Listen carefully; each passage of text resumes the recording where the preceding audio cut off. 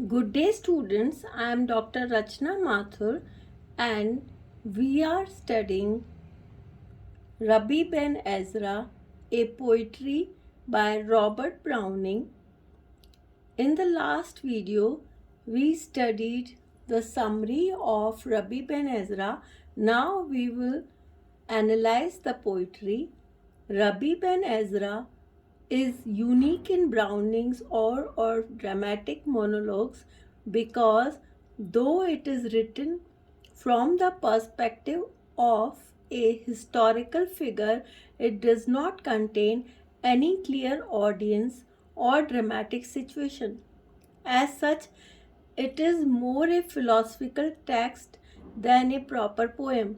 Much of its meaning it dissect in the summary which we have already discussed, though this section will provide some context and simplification. Rabbi Ben Ezra was a real historical figure of the 12th century, known primarily for his philosophy that suggested good sometimes lies in its opposite, that is, badness or pain. Browning often takes a figure from the past and uses dramatic irony to propose a conflict between the words and the meaning, but here lacking any sense of the audience to whom he speaks, a congregation, God himself, or of any stakes, that is what he hopes to gain. We are merely to dissect the philosophy. The Rabbi's philosophy is a paradox. The struggles of life hold little meaning since life is but our soul's first step. Yet the wise man should appreciate everything about life. He praises old age as the time when our soul reaches best fruition on earth, because only in old age can this paradox be appreciated. The Rabbi is willing to admire and appreciate every stage of life, even as he is quick to show the folly of those stages. For instance, youth operates from a place of carpe diem, quote, seizing the day, unquote, constantly and trying to discern the limit of the body. I am repeating. For instance, youth operates from a place of carpe diem, quote, seizing the day constantly and trying to transcend the limits of the body. The Rabbi notes that with age comes an awareness of the pain and difficulty of life. But he says that a wise man should not be weighed down but rather lightened by that realization.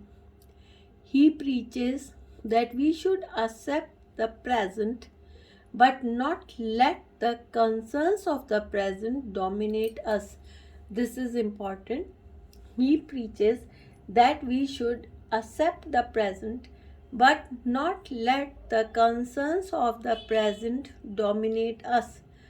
What lies at the center of his creed is patience and complicity to what comes.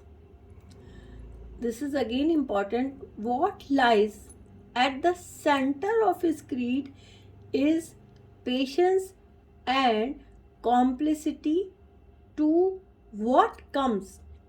He does not deny the basic tenets of carpe diem philosophy. Time is short and transient. The body does not keep its youth. The world is full of wonderful things to be exploited. But at the same time, he believes that focusing on the ways of the world distract us from our greater goals, which is to continue growing even in afterlife. So I'm repeating, but at the same time, he believes that focusing on the ways of the world distract us from our greater goals, which is to continue growing even in the afterlife. However, it is important to see that while he praises age as superior, it is only superior because it recognizes the beauty of youth's yearning. Without the latter, the former does not have the insight to both admire and renounce such actions. The most important lesson we learn in old age is that we can know nothing and never truly transcend ourselves. So please learn this. The most important lesson we learn in old age is that we can know nothing and never truly transcend ourselves. By accepting this limitation, we learn to be content and patient as we near death, which is not an end but a release to a greater sphere where our soul may continue to grow. So, you have to learn this also by accepting this limitation. Remember the word limitation. By accepting this limitation, we learn to be content and patient as we near death, which is not an end but a release to a greater sphere where our soul may continue to grow. The Rabbi embraces body and soul, youth and age, death and life, pain and joy, all the while recognizing that the contradictions are the goals. They are beyond our comprehension, and by accepting that, we find true serenity. I am repeating, and try to remember the Rabbi embraces body and soul, youth and age, death and life, pain and joy, all the while recognizing that the contradictions are the goal. They are beyond our comprehension, and by accepting that can we find true serenity. So, the only way to find true serenity is to accept all the realities. So, try to write in your own words. Thank you.